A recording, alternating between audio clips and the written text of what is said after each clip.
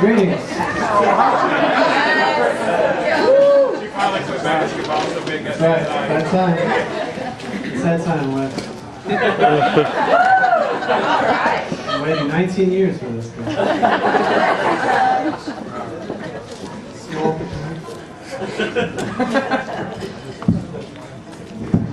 Trying to run out, Kate.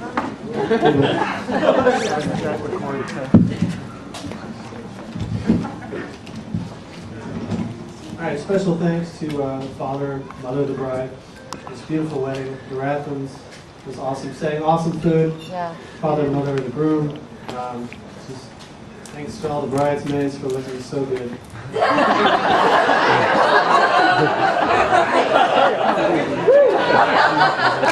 To all the groomsmen, nobody was seriously injured or burned.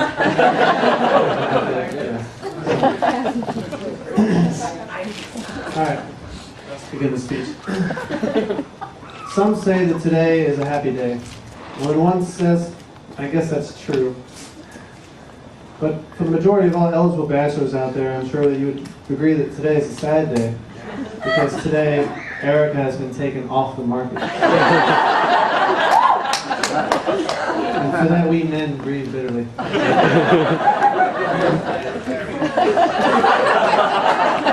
And for all you bachelorettes out there, I'm sure that you would agree that today is just another day.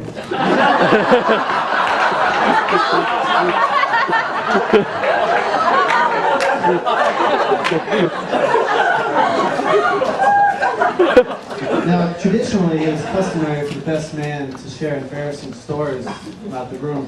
And since Wes and I went to the same preschool, elementary, high school, same baseball team, we're roommates in college, rackmates in boot camp, and we work the same jobs, I want you to know that I have a lot of dirt on Wes.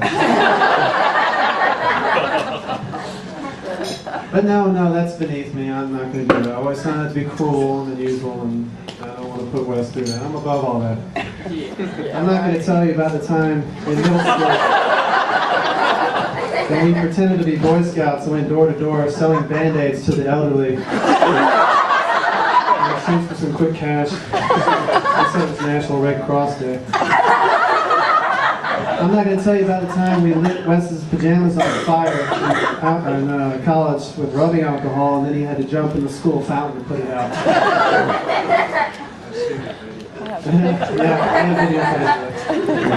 I'm not going to tell you about the time when Wes knocked himself out cold with an aerosol can while trying to kill a spider that jumped on his face.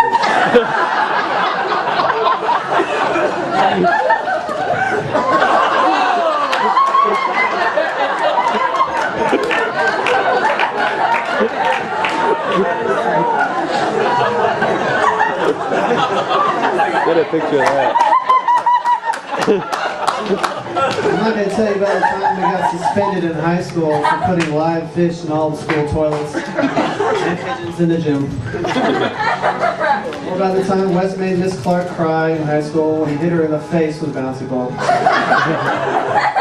Or about the time we were chased by a police car after throwing eggs on his windshield. It was good therapy for me. I've been told to share that story. I'm not going to tell you about the time in college when we were ordered to move out of our college dorm by the dean of students for breaking windows with a water balloon launcher and throwing eggs at campus safety vehicles. Or about the time we hid in the closet of our dorm room while the resident director searched for us and screamed, "Wes, Ryan, I know you're in here. Stop throwing sliced ham at the study groups." I'm not going to tell you about the first time Wes and I were arrested for firearms charges. And I'm not going to tell you about the second time Wes and I were arrested for firearms charges. I'm not going to tell you about the time in Marine Corps boot camp when we accidentally switched pants with our names on the butts and had to literally run away from the screaming drill instructor. Or about the time we were mudding in a person's front yard, then got the truck stuck and had to hitchhike home with a Mexican gangster. I'm not going to tell you about the time Wes told me that it was physically impossible for his Subaru WRX STI to spin out. Then later that night we spun out. Next thing I know, we were going through a sign, a fence, and a tree, and the car was totaled. As a matter of fact, Wes has almost gotten me killed 11 times in my life. 11. That's the best man. Lord knows his guardian angels have been on the ball. I'm not going to tell you about the time in college when Wes crapped his pants. And then try to tell me that it didn't happen. I was like, Wes, what just dropped out of your shorts? And he was like, that didn't happen. Don't tell me you didn't see it right there. It's on the floor. And he said, no, it dropped out without hitting my shorts. I'm like, what do you mean? You mean it took a right angle in the air? How does that happen?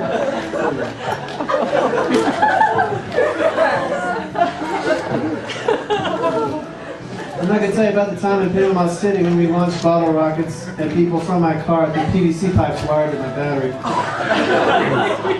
I'm not going to tell you about the time we cut down those Christmas trees from a funeral home for the dorm Christmas party. I'm a cop now, by the way.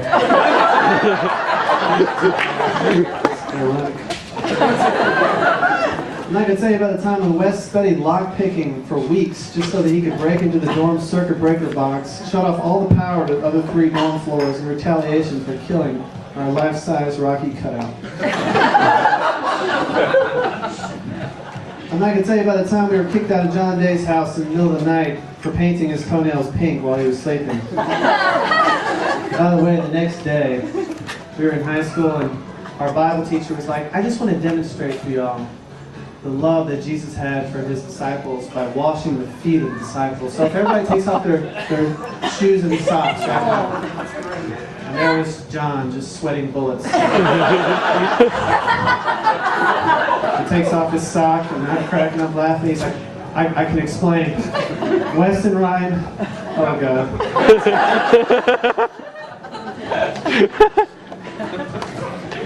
I'm not going to tell you about the time me and Court pretended to be Wes's bodyguards at the mall and everybody thought Wes was a celebrity. Or about the time in Spinnakers when myself, Wes, and Court performed on stage and performed the karaoke song You've Lost That Love and Feeling when it was not karaoke night. Or the time Wes jumped from the 3rd floor dorm balcony and broke the couch. I'm not going to tell you about the time me and Wes went survival camping and then left the entire group, drove to Wendy's, ordered bacon cheeseburgers, and laughed while the rest of our expedition starved in the wilderness.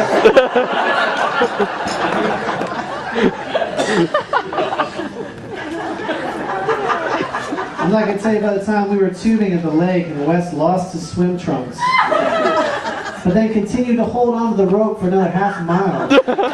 And had to swim a half mile back, butt naked, in front of everybody at the lake just to find his pants.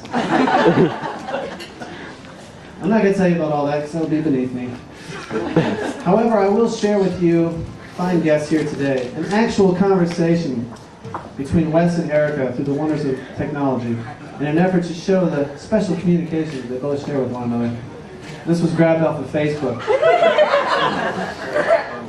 I'm going to read you exactly as it was spelled. This is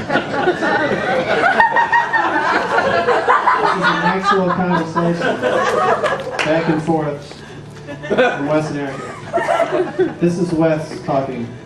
Give me my drone pic, smiley face. Erica, nah man, I can't do that. Wes, ooh, come on cayenne pepper, daddy need to fly his flying salsa. Erica, I'm gonna need something in return like your loving.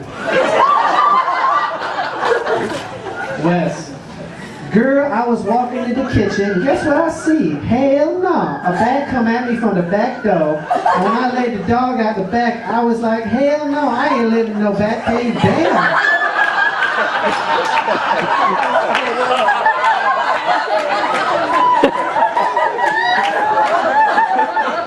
There's more. Erica, use cray cray food.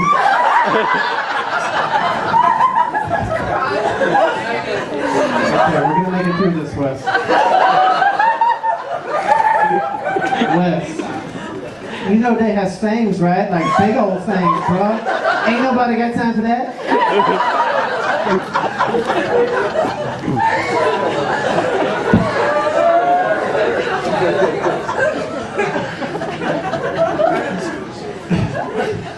This is just one of the many reasons that Wes and Erica are perfect for each other.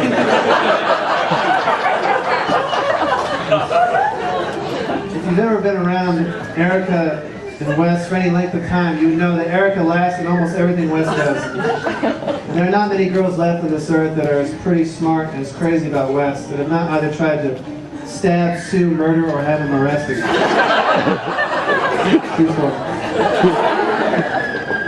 And anyone that can put up with Wes for that long has to be a special person. Being a police officer for 4 years has taught me many valuable lessons about love and marriage. So if I could have all the couples in the room just turn and face each other right now. Just look deeply into each other's eyes. Now statistically speaking, you are staring at the person that is most likely to murder you in your sleep.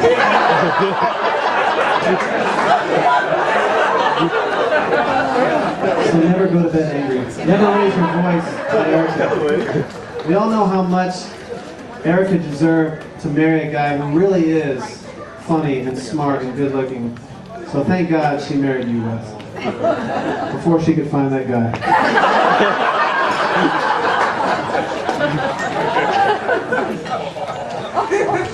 Almost forgot.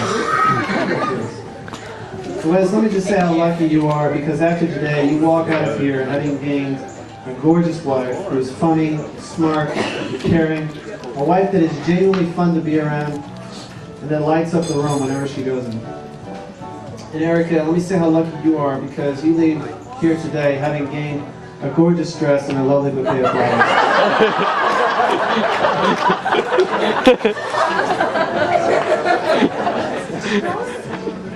But in all seriousness, Wes, you're like a brother to me. I'm so proud of you for the man that you have become. And I know that you and Erica will have an awesome marriage together. Erica, you have made a great choice for a husband, and I couldn't be any happier for Wes that he chose you.